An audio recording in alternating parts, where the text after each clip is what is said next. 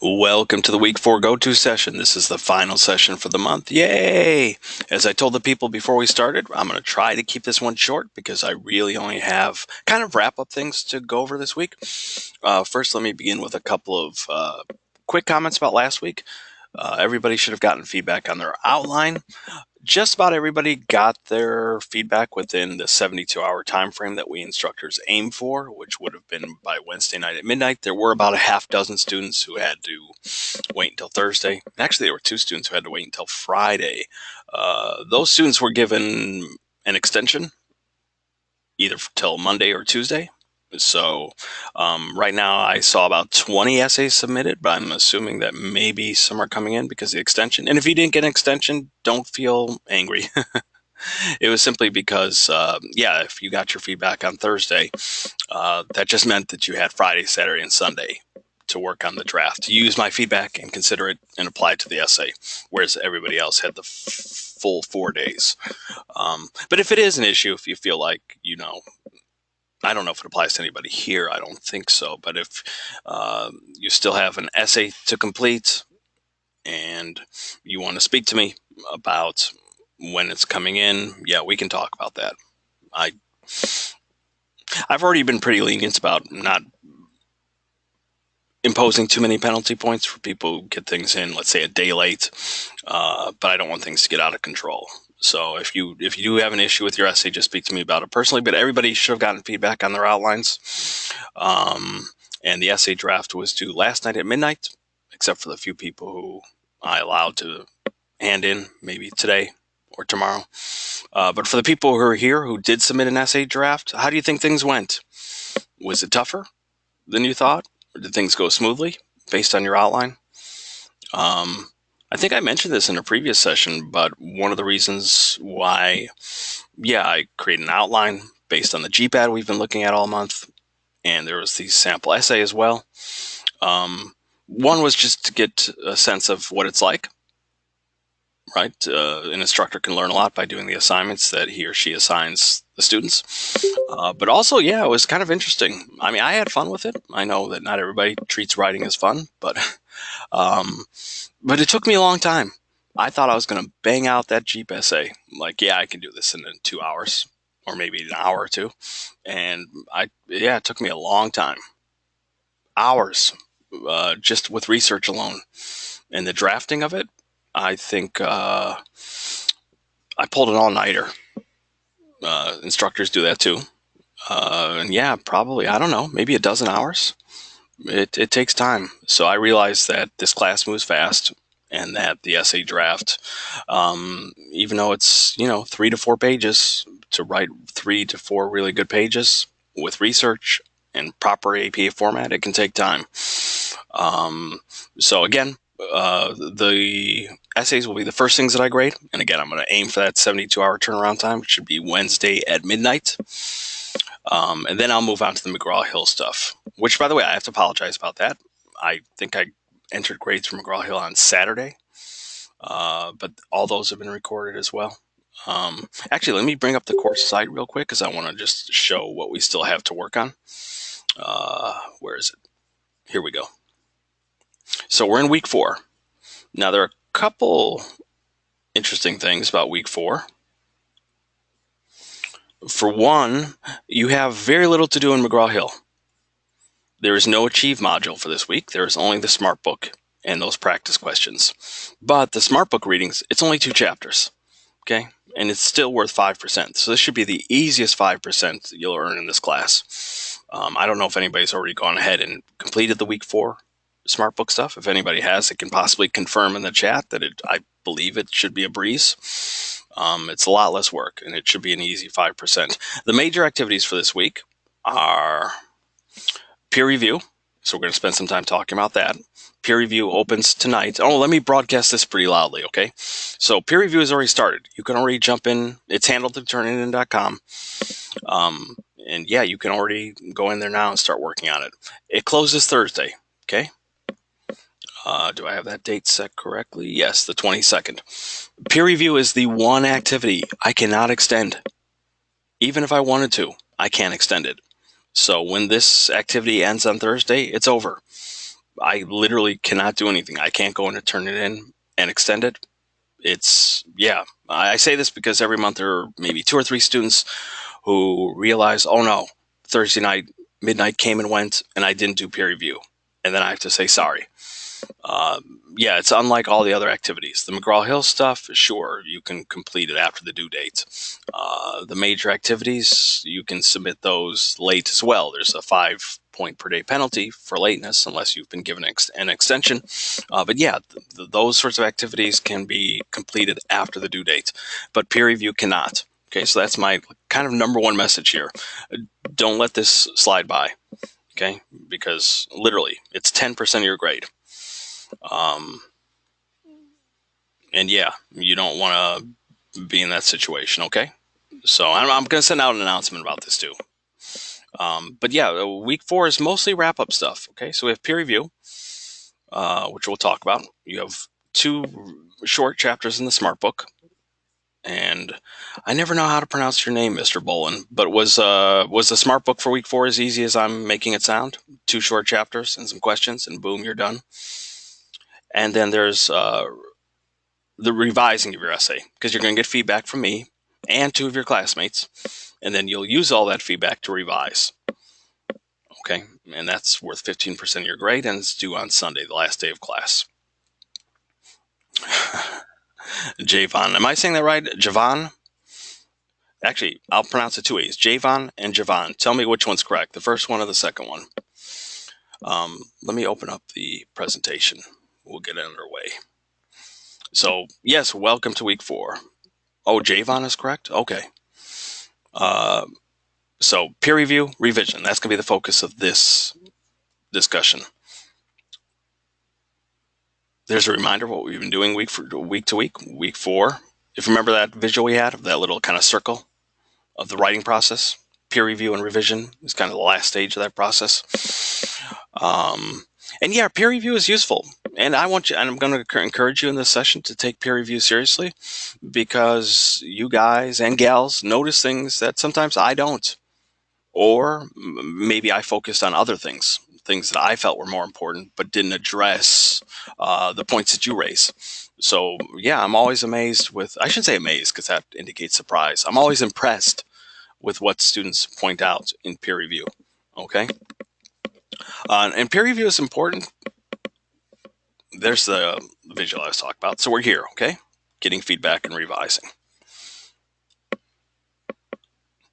But peer review is important because I don't know if it happened to you when you were working on your essay draft, but sometimes you can be staring at your paper so long that you can't make sense out of it anymore. Sometimes it sounds great. Sometimes you think it sounds awful. Sometimes it starts looking like gibberish, and it's just because you've been staring at that screen for too long.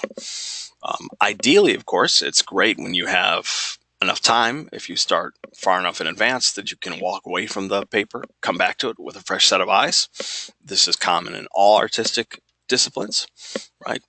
So if you're writing a song, maybe it sounds great, but then when you sleep on it and play it again the next morning, it doesn't sound so hot. Or a painting, or a story that you're writing. Same thing with essay writing, okay? You stare so long at the page that everything can seem like a blur. That's why it's important to bring in other people to give feedback. Courtney says she had to take lots of breaks. Okay, that's good. By the way, who here is like me, where you sort of, and I know this is an embarrassing thing to admit as the instructor of this class, but I'm a deadline person. So I don't begin to work until I feel the pressure. So, yeah, I would probably be someone who waits until the last night or pulls an all-nighter, but that's what gets me going. But yeah, a limitation of that is that, sure, I might spend 12 hard hours and put in the same work as maybe someone else does. But yeah, if you have the luxury of being able to give yourself breaks so you can come back to it, that's great. But you have this other tool at your disposal, which is your peers, okay? People who you trust, who can read your work and give you feedback. And really what we're talking about is how effectively you have communicated your ideas. And I was happy with the outlines for the most part. I thought a lot of people did really good work. I did mention to a couple people what I raised in week one, which is, I don't know if people remember this way back, but I told people that your audience is the general reader. It's not me, even though I do read it and obviously score it. But really, you should be thinking more about that general reader, almost like a perfect stranger you could pull off the street, right? You should be able to yank a stranger off the street and they should be able to read your essay and not stumble. And I think it was back in week one that I said, I was just, Derek made a little joke in the chat that distracted me. I think I said in week one that you should, and I mean this seriously, okay? Pretend you're not you when you read your work. So don't, who do we have with us? Courtney, Derek, Desiree, Javon, and Pedro. Okay, so you're not, and Andrew. So you're not Andrew, you're not Courtney, you're not Derek. You're just some plain Jane or some Joe Schmo who has accidentally stumbled upon this paper. Okay, read it from that person's perspective. Because if you do that, you'll notice all sorts of things. I think it was in week one that I gave this example, where I said that sometimes I see papers that literally start in this ad, Andy is anxious on his first day of work. And of course, as the instructor, I know what this student is talking about. This ad is the McDonald's ad. Andy is the protagonist in the McDonald's ad. But what would the general reader think? Right? What ad?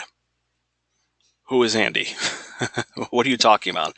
And it doesn't matter if, let's say, the title of your paper is, this would be a lousy title, but McDonald's analysis, right?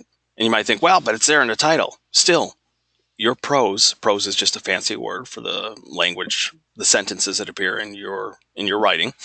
It has to stand on its own. So when a sentence begins in this ad, right, that one makes sense to the general reader.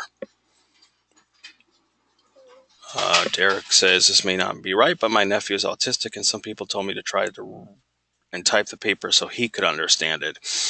Actually, I like that advice. I mean, I'm going to stay away from the autistic thing because I don't know much about it other than what it is, but I haven't worked with autistic people before. Yeah, sometimes I say explain it like you're explaining it to a child, but I try to refrain from that because that can sound a little bit insulting. I like to use the expression holding the reader's hand. Okay, the reader needs to be explained everything.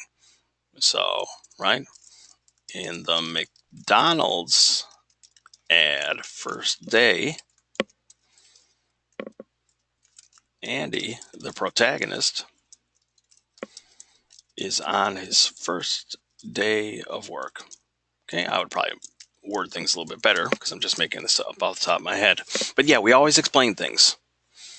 And yeah, if you put someone, if you want to imagine that your nephew, Derek, when you're reading, that's a good strategy. But just put yourself in the position of that general reader.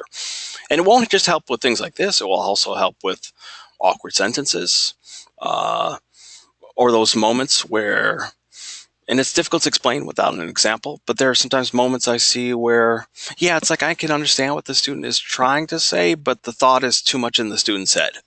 It's like in the student's head, I know everything is clear to him or her. Perfectly clear, but it's not completely on the page. Okay? That's kind of my advice. It has to be on the page. So peer review, this was my point with all this, is that peer review helps us spot these moments as well. Because again, sometimes you're staring so long at the paper that you might not be able to spot all those moments. Yeah, and it's essentially a test to see how effectively you've communicated your ideas. And you might be in luck, lots of people choose the Call of Duty ad. But, if you wrote about the Call of Duty ad and you get 2 essays written by people who chose the Altoids ad and the McDonald's ad, well, great. You can kind of test that theory I just described in practice. Because maybe you watched all the ads or looked at all the ads from the list in week one, but still you're not an expert in those ads. You might have largely forgotten it. So when you read 2 of your classmates' papers, you'll be able to put that, test into practice to see how clearly the ideas are coming across. Okay.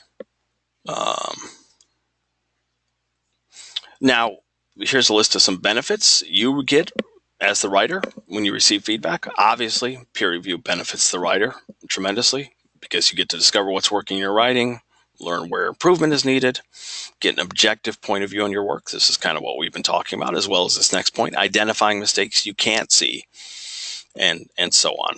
This is a big one too, learning to accept constructive criticism. Most months there's a student or two who's anxious about peer review because they're worried about putting their work up for review. But I tell them that it's actually a very, very painless process. Okay, it's not at all ruthless. We're going to look at the questions in a second. You're essentially answering a series of questions through Turnitin.com. And the questions, yeah, they don't really set up anybody being cruel. So it's, but yeah, I think in general, putting your work up for review is an important step. And by the way, most of you are in fields, right? We're a Full Sail. A lot of you are in fields where you'll be sharing your work and looking to get feedback.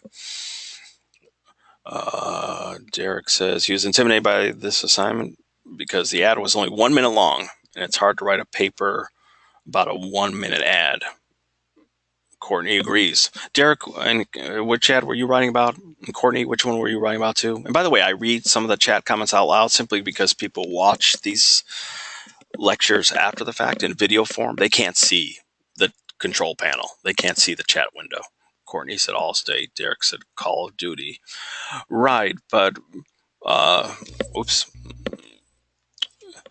But we 2 sample essays were included in the activity, right? The Jeep essay was in there, wasn't it? So there's a good example. Remember the Jeep ad? This guy here? That's a pretty minimalist ad. You would look at this ad and say, wow, how am I going to write 3 pages about this? And yet I did. 3.5 pages. So I don't know. I think if you have 3 solid analysis points and you're comfortable discussing those points with some depth, I don't know, 700 words should not be too difficult. And plus, I'll be giving you feedback too. So if I sense that things are a little bit thin, I can make suggestions. Okay. Courtney says, my issue is putting my thoughts into writing in a way others could understand clearly. Okay, yeah. And by the way, when I say that, read your work from the perspective of someone who's not you, or do the stranger test, could a perfect stranger off the street read your work and understand it perfectly? I completely understand that it's easier said than done. Okay, if everybody knew how to write with perfect clarity, we wouldn't need an English class. We could just rubber stamp all of you and move forward. So yes, I understand that writing is tough, and it gets easier over time in practice, but it never gets easy. Okay, I still face the same challenges, especially, and I'm sure you've all been in that situation where you know what you want to put on the page, but it's just not coming out. You try to swap out words, you try to switch things around, you try to restructure, but for some reason, it's just not coming out right. So yeah, I'm aware of that. Okay, back to my presentation here. Hold on. My cursor disappeared on me. Okay, so yeah, peer review definitely benefits the writer, obviously, but you also get a benefit by responding to others' work. You might not think so, but it's a two-way street. The writer gets benefits, but so does the person doing the writing, okay, the person doing the reviewing. Because whether you're aware of it or not, you're actually practicing and applying critical thinking. Okay, to take a close look at a person's paper and to think about it, yeah, it gets those brain muscles working. It also teaches you how to recognize what is working and needs improvement in writing. Okay, so you get that feedback on your writing, but by spotting those issues in someone else's work, that's also helpful. It's kind of like eavesdropping. You get to see other people's efforts, and maybe based on what they've done, you realize what is working and what needs improvement. So you might get a terrific idea. Like, wow, this person started off their essay terrifically. And you can't do the exact same thing, of course, but maybe it inspires you to write a more ambitious opening. Or maybe you're just impressed with the way they phrase something. Or maybe there's a tone that you would like to imitate, okay? So yeah, it's sort of like taking a sneak peek at other people's work and learning from it. And most of these continue that same line of thought, that you strengthen your ability to recognize issues in your own work when you point them out in the work of others. You get to identify what you value in writing. That's a big one. That's kind of what I was trying to touch on just 2 seconds ago. Okay. That, yeah, if you might spot something that you really are impressed with, and it might, maybe it doesn't happen all the time, but it can make a lasting impression. Um, you learn. The more you surround yourself with writing, the more you improve in writing. I didn't learn to write from grammar books or diagramming sentences. No, I just read. I was always surrounded by language, and it just seeps into you through a sort of osmosis. And yeah, that's how I learned to identify what I value in writing, by reading so much that without even realizing it, I took bits and pieces from this writer and that writer, and eventually I developed my own style, and my voice just shined through. Uh, and finally, developing critiquing skills by practicing constructive criticism. Okay, so you'll get a little bit of practice in critiquing others' work. Okay, we can think about the stuff we can talk about in another person's work. We can think about it as falling under sort of two broad categories. The first is what we call global issues. And here, global issues don't refer to like world poverty or civil war in Syria. Okay, no, this means global here means big picture, higher order concerns. So these are issues that affect the paper as a whole. So focus or thesis, content, organization, okay, the big stuff. So obviously, if a paper is lacking a thesis, well, that's a problem, right? If it doesn't have a thesis that lists 3 clear analysis points, that could signal problems for the rest of the paper. Or if there's some content issues or organization, right? Because the awesome thing is, once you have your 3 clear analysis points identified in your thesis, then those become the topics of your 3 body paragraphs. But if one body paragraph starts switching topics halfway through, then that's a shift off. It's an example of wandering off topic, which is an organizational issue. Okay, and these are the most important things to address first, because obviously, if there are issues here, these need to be fixed. It doesn't make sense to worry about commas if maybe entire sections of the paper need to be reorganized or rewritten. Hopefully, based on feedback, because we've been taking this step by step, nobody should be in the situation where they're doing everything from scratch. But still, my point is, if there are big chunks of improvement that need to be made, yeah, we're not going to worry about the small stuff. We're going to focus on the big stuff. And this is called revising, okay? When we focus on the big picture issues, this is the true point of revision. Because if you look at the word, it's got vision in it, right? And which means again. So it's literally to see things again, or to see things anew. And yeah, revising is when we look at a work from that sort of global or bigger picture perspective and make changes. The smaller stuff is of lesser importance. We call these local issues, or smaller picture, or lower order issues. This is the tiny stuff: grammar, mechanics, spelling, proofreading. It's not that this stuff is unimportant. Obviously, if there are serious grammar issues, that can affect the reader's ability to process information, but it's less important than the global issues. Okay. The good news is, and we're going to look at Turnitin.com in just a second, but the specific prompts you have to answer are already set up so that you won't be focusing on just local issues. In the past, we would tell students to write their own response in paragraph form based on their own sense of what needed attention. And yeah, sometimes students would focus only on this stuff. Right? They'd point out a comma issue, or they'd say this word is spelled wrong.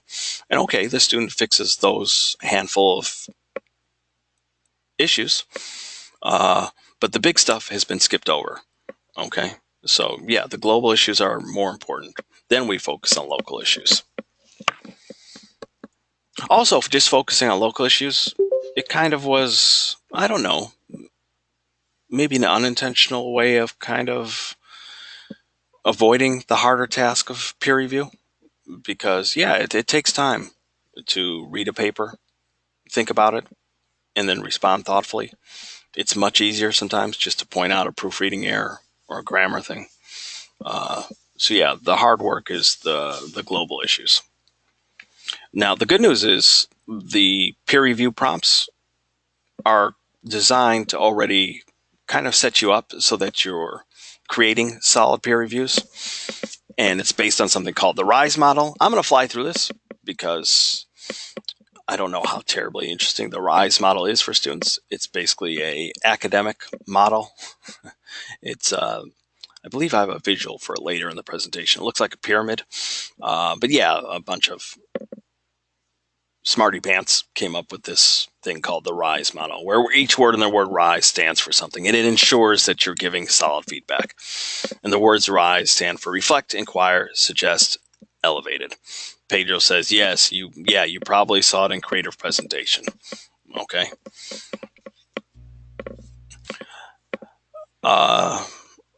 Instead of just reading what's on the screen, I'll just try to explain things in my word. It's sort of like we're beginning big and then sort of narrowing down. Okay. So reflect is sort of reading the paper and responding to it on a more general level. Okay. So that's what it's saying here, to recall, ponder, and communicate. Okay. So things stay more general. I relate because I like what you did here because, okay, so we start kind of broad and then we go deeper. And a good way to go deeper is by asking questions. It's something I try to remind myself of, and I have to admit, sometimes even I forget to ask questions. And yeah, all the literature on not just English classes, but just giving feedback, constructive criticism, is that question asking really is a great technique. Because if you're asking a question sincerely, then the writer will consider that question. And by considering that question, the writer will be led, hopefully, to knowledge on his or her own instead of just giving pure statements. Like I said, I need to improve with that too. I should be asking more questions. But yeah, it's phrasing things. Have you considered, right? When you said this, do I understand you to mean such and such? So if you're comfortable with that, try it out. And sometimes it's just a matter of taking your statements and putting it in question form. So instead of just saying you don't have a thesis, you could phrase it as a question. It's also a nice softening tool. Okay. Asking questions is usually a bit gentler than flat, bold statements. And next, we go a little bit deeper by actually making concrete suggestions. Okay. So you could easily replace these generic examples with, for example, you might consider rephrasing this sentence. Well, actually, that's a lower order issue. You might consider rearranging this information.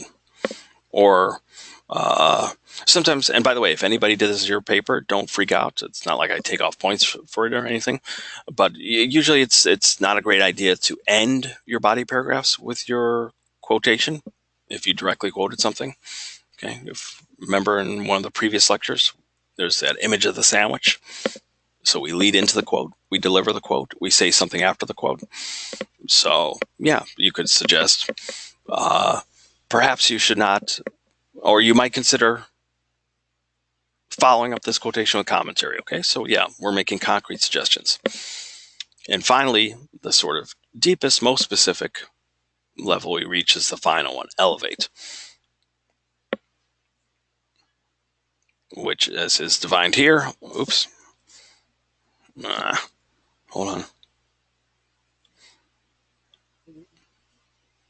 Raising things to a higher degree or purpose, okay, in future versions of the revision.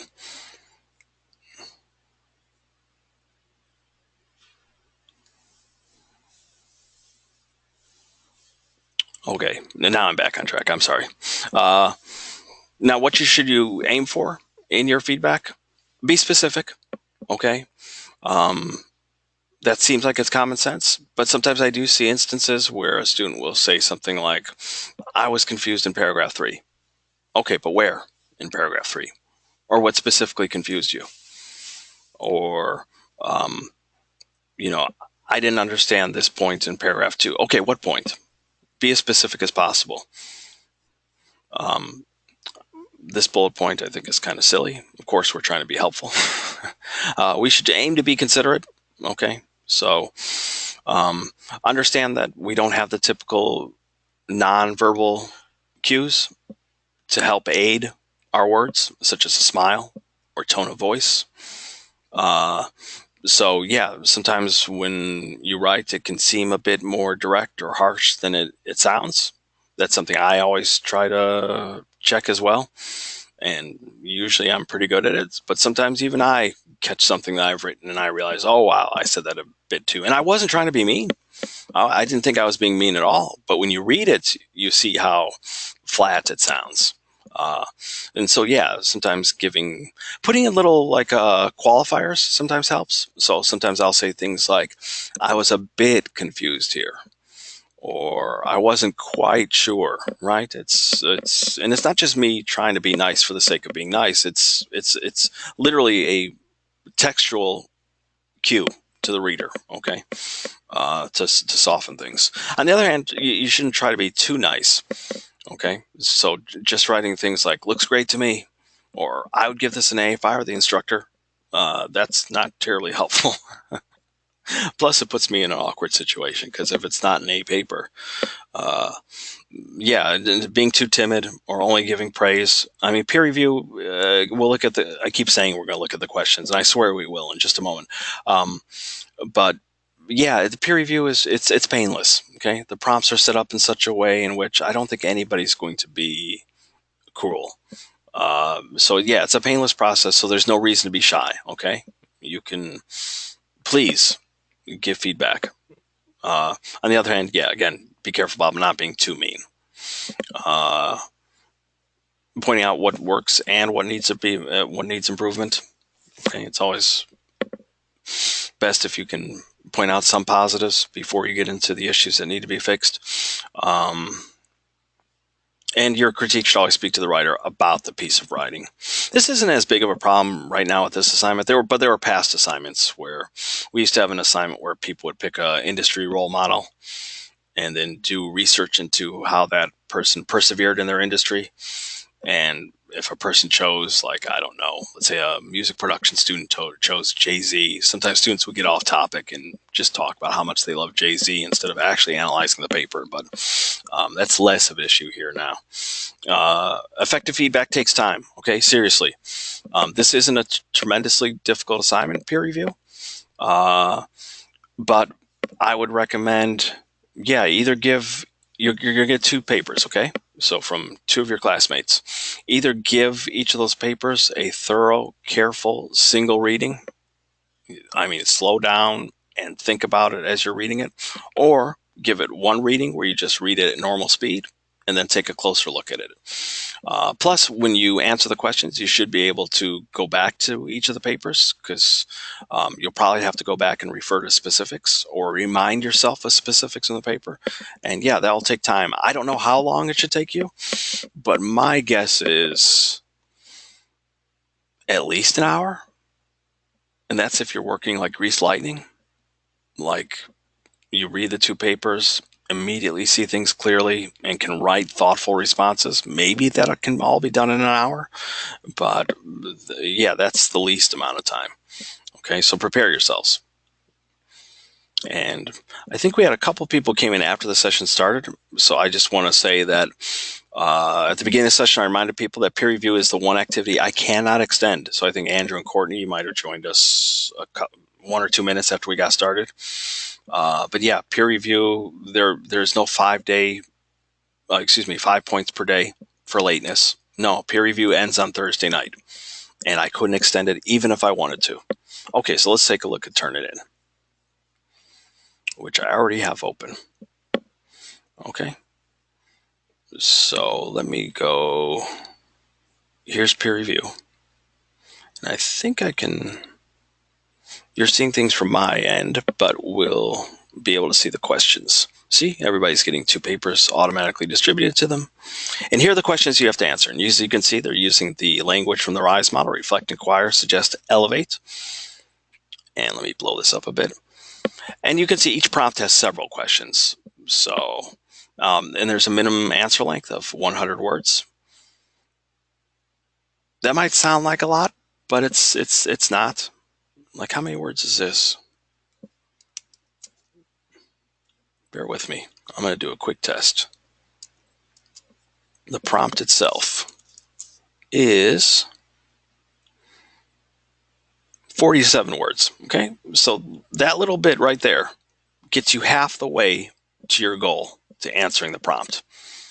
I don't think that's very long at all. And I don't get terribly obsessed with word counts, except when I sense that something is very short. In other words, I'm not really going to be copying and pasting your text over to see how many words it is. But yeah, if it looks too short, I might. Uh, okay, so 100 words per prompt. And yeah, which advertisement has your classmate chosen? What is the thesis statement as you see it? Okay, what are the main points? Did the writer use some sort of hook? Okay, is language appropriate? And then so on. What questions do you have about their essay? What would you like clarification about? Are there any ideas you would like to hear more about or see more about? And so on. Okay, I'm not going to read every question out loud. Make at least 2 suggestions for improvement, and so on. So yeah, if you're answering these questions in each of these prompts, you should have no problem meeting the 100 word minimum for each prompt. And oh, one other thing I have to be clear about. Okay, for some reason, because this is done through Turnitin.com, and actually we have some screenshots. Let me show those. Those might be a bit more helpful. They're in the presentation. Hold on a second. My cursor disappeared. Okay, so here's how things look on your end. So you'll see this thing called Peermark, and you just click on this button here, okay, to start writing reviews. And yeah, you'll see 2 essays to review, and you just click on one of these papers to begin. It's really simple from what I've heard. Sadly, I don't know. I've never gone through the process because Turnitin doesn't have a student view for me to try out. But it should be. It's pretty intuitive. Okay. And you even have this nice thing here, a progress bar. It shows you how close you're coming to meeting 100 words. So once you hit the full battery full thing, you know you've gotten to 100 words. You can save your work and return to it before the deadline, though. Okay. And don't forget to click submit when you're done. But the other thing I wanted to point out is that because it's done through Turnitin.com and you're filling in, your answers basically go here in each of these field boxes. And for some reason, maybe it's because it's online, sometimes students get a little bit lax with grammar, punctuation. People start typing in all lowercase, spacing gets wonky. Just remember, okay, the same proofreading rules that apply to the major assignments also apply to this assignment. There is a score for grammar and mechanics. And yeah, for some reason, I think it's because it's the online nature of the assignment. For some reason, when you open up Microsoft Word and you're doing your work there, that seems more formal, whereas here it looks like a discussion board maybe. Don't treat it that way, okay? You still have to write in complete sentences. You still have to follow the conventions of grammar and mechanics. You still have to capitalize proper nouns, okay? You know what I mean by proper nouns, right? Like days of the week, months of the year, names of organizations, people's names. So yeah, don't write in text speak. That's basically what I'm saying. Sometimes I see the responses turn into semi-text speak. So be sure to proofread your work before you submit it. Okay, so that's peer review. The other major activity is your revision. And I don't have much to say about this except that you're going to revise your work. You're going to receive feedback from me and 2 of your classmates. And by the way, you should use whatever advice makes sense and ignore the rest. Okay? So your classmates may have awesome ideas, but some of the ideas may not sound so great, or you might disagree with them, or you might think they're way out of left field. Okay? So if the feedback doesn't make sense, don't use it. And that includes my feedback as well. I mean, don't just throw my feedback aside without considering it. I mean, I do respect students who stand by their work, even if the instructor has a different opinion. I can admire that. But yeah, just think it through, okay? use what's helpful, ignore the rest, but only after careful consideration. I say this because with feedback from me and to your peers, you might feel overwhelmed or confused. Don't be. Okay, trust your own instincts and then use what makes sense, ignore the rest, because you're going to use what makes sense to help improve your draft. There is a reflection. Let me get back to the class page real quickly. It's this guy here.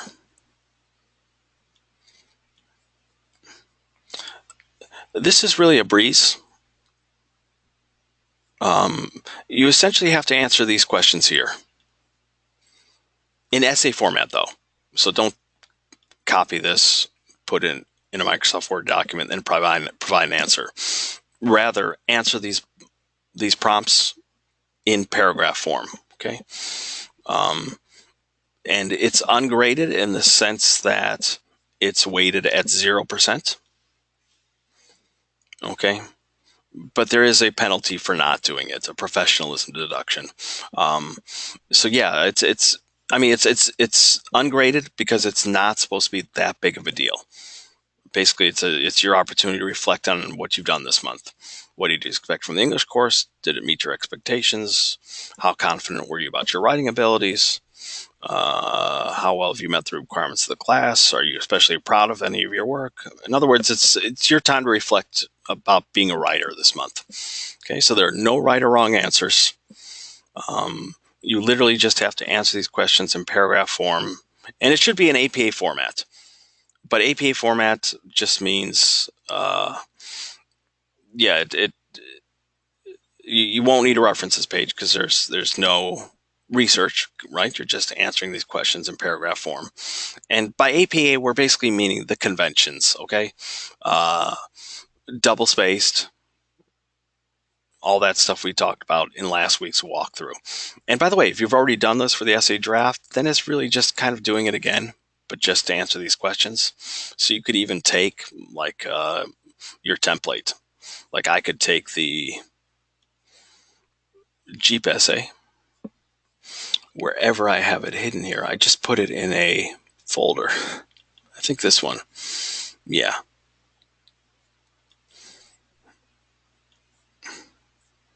Right. So because this is already in proper format, I could just change this, right? Reflection.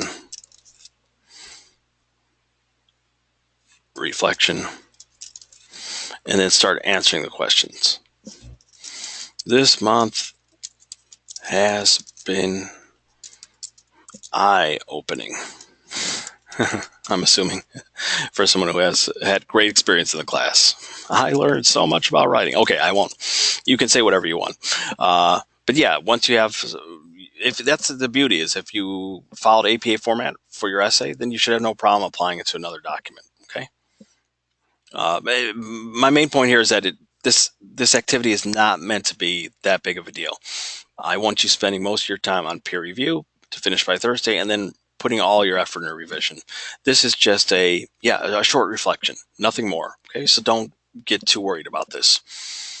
I mean, yeah, answer it seriously, but don't worry, nobody's going to fail. Even if you did fail, it wouldn't matter because it's worth 0%. Okay. But the revision itself, that's kind of the thing I want to concentrate on a bit more. Okay, we've already talked about this. Oh, there's the image of the RISE model. Okay, there's the pyramid thingy I was talking about earlier. Okay, but revision, oh, that's still the reflection. Okay, but these prompts, they're the same ones I just pointed to in the activity description. Okay.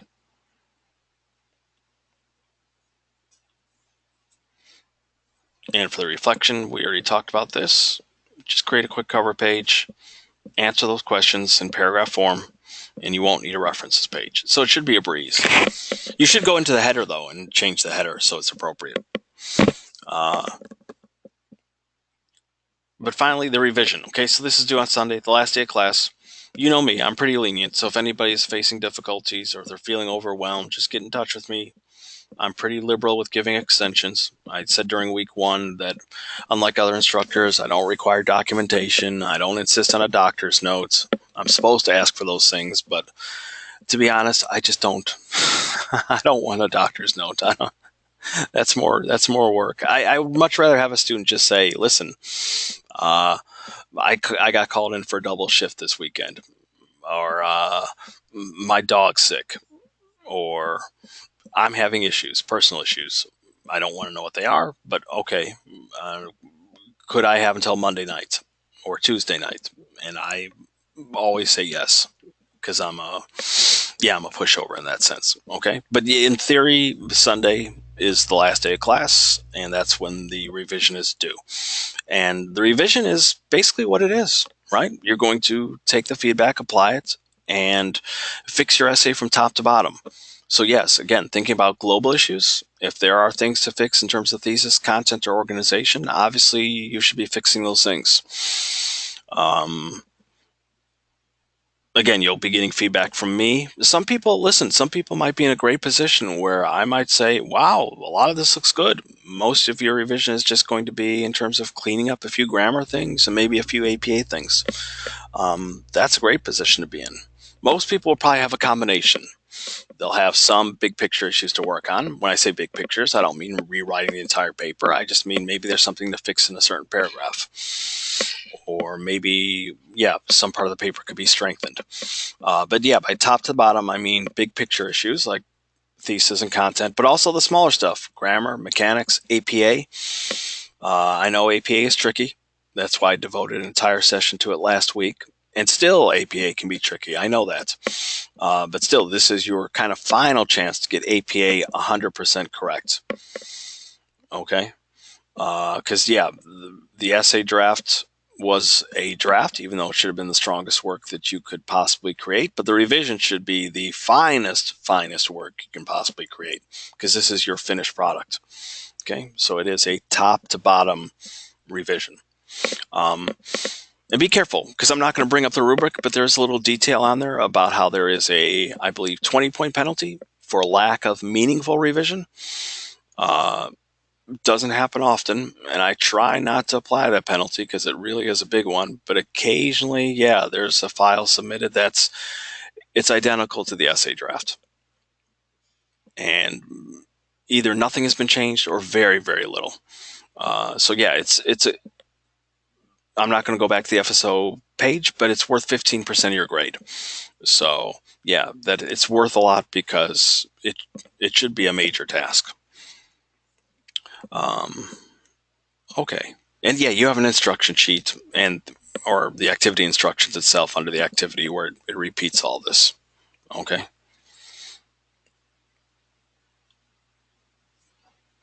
Some quick, I have a few tips to give in terms of revising. First, just echoing back to peer review. Start with global issues. Okay. So in my own feedback, if I do raise any issues about content or organization, those need to be addressed first. Okay. That's where you should begin. And this is a reminder of basic essay structure. Okay. This white capsule up here is your introduction. Hopefully you make some sort of opening move. The paragraph should end with your thesis that states your 3 supporting ideas, your 3 specific analysis points, and then those become the focus of paragraphs 1, body paragraphs 1, 2, and 3. Well, actually, I'll leave that up there. Okay. So if you decide to discuss the Call of Duty ad in terms of A, B, and C, this would be a paragraph about A, paragraph about B, and a paragraph about C. Right? We've already gone over this before, I know. So I'm sorry if this is a little bit tedious. But we begin with a topic sentence that identifies what the topic of that paragraph is. So if you're discussing the ad's use of music, your opening sentence should probably say something about music.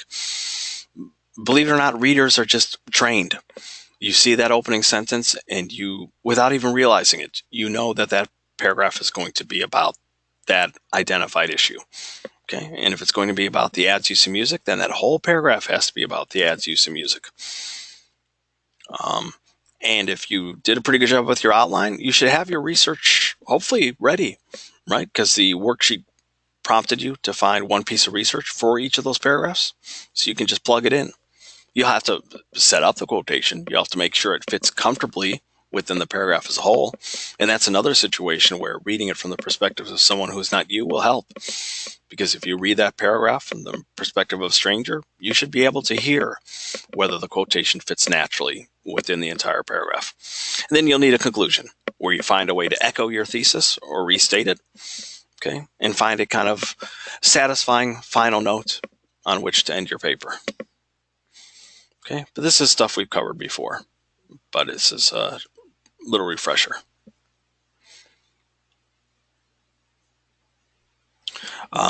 Editing, which is focusing on the smaller stuff, the local issues. So this is grammar, mechanics, proofreading, spelling. That's important too, okay? And by the way, this is just some people use this method, some people don't, but it's called the last to first method. You literally read your paper backwards. Okay, so you start with the last sentence and then read the one before that and so on.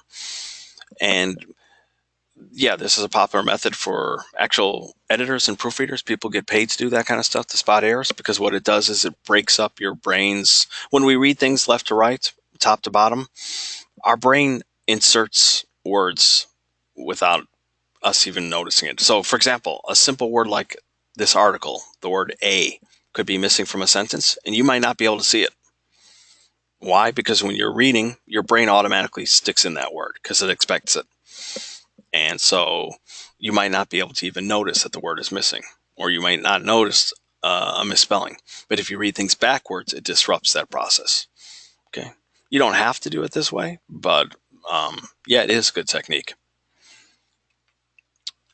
And there's a reminder of what I mentioned at the beginning, that if you can start early enough so that you can take little breaks from your project, yeah, that would be awesome, because then you can go back to it with a fresh set of eyes.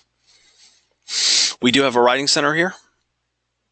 I don't know if anybody here has used it before, but it's available for all students, not just students who feel like they're struggling with a particular assignment. Anybody can use the writing center. I sometimes volunteer as a tutor. And yeah, I get all sorts of students. I get A students, I get B students, I get all sorts of students. And I'm going to type the address in the chat. It's writingcenter@fullsail.com. They do require 24 hours advance notice. I think I mentioned this maybe in a previous session, maybe week 1, right? That if you're here on campus, you can have a physical meeting with a tutor, but if you're online, you can have an online session using this exact same program, GoToTraining. And yeah, effective revision takes time, okay? Oh, I gotta update this. Just ignore that, Friday. This is from this, and I notice this every month and I don't fix it. This is from December.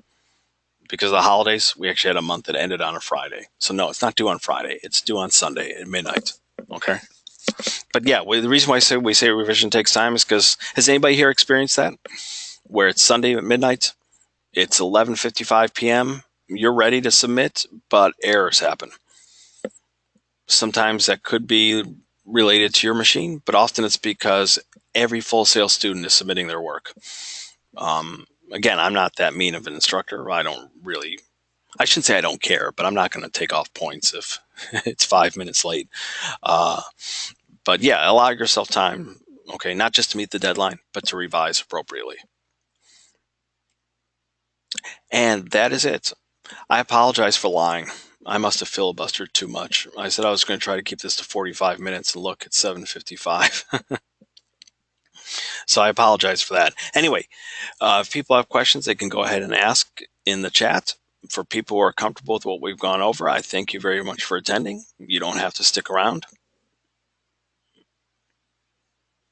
Let me catch up on, someone sent me a private comment.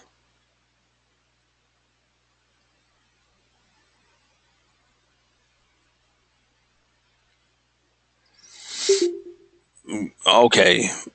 Yeah, Derek, that's fine. Tomorrow, okay? If that works.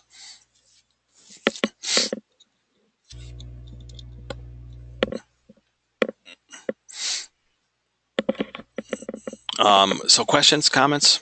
By the way, that probably made no sense. Derek sent me a private message I was responding to. And by the way, it doesn't have to be over this week's stuff. Peer review, McGraw-Hill, revision. Anything about the class as a whole? Or, I don't know. Any questions you have at all? Pedro says he's good. Okay. Again, I'm always going to take that as a sign that my explanations were so lucid and so clear that no one was confused.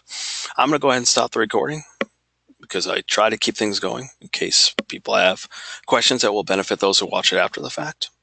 But I'm going to go ahead and stop it now.